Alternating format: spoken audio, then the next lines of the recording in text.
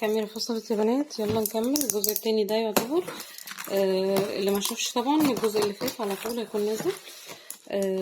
كرتونه اللي بعدها بسم الله.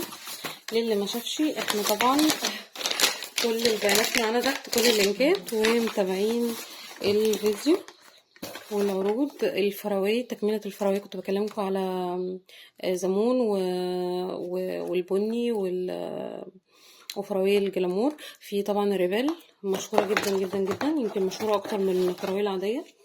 وكير 3 في 1 هيدريتنج ده للدراي سكين، ده بيستخدم بقى لكل حاجة. تقدري تستخدميه للوش كفيس ماسك، تقدري تستخدميه ترطيب، يعني نعومة، يعني الوش بيستخدموه في اي حاجة، كماسك كترطيب، يعني اللي انت عايزاه. وايت كونتري تاني. اوكي نشوف اللي بعده.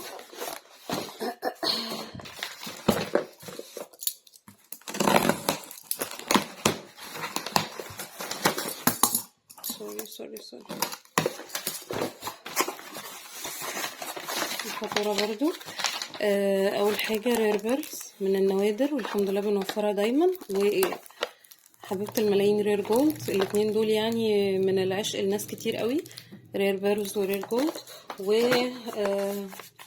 امري ناتشورال برضو.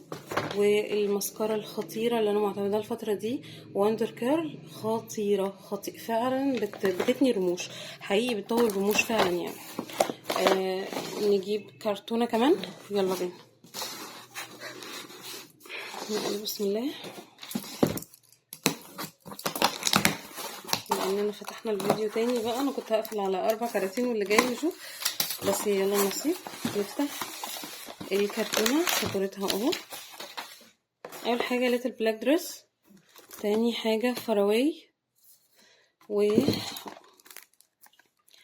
البلاك سويت الريل اللي هي الخضرة، الشكل الجديد، من اشيك البرفانات اللي ممكن تديها هدايا لحد كشكل شيك وبرفيوم حلو قوي. اللاين ده على فكره مش واخد حقه لسه ما اتشهرش قوي، بس خطير.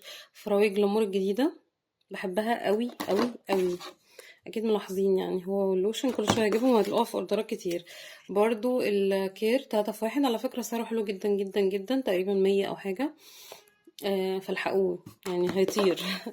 وال today tomorrow everlasting، مش قلت لكم اللاين ده يعني اسامي كتير جدا. ده اللي هو لونه بينك.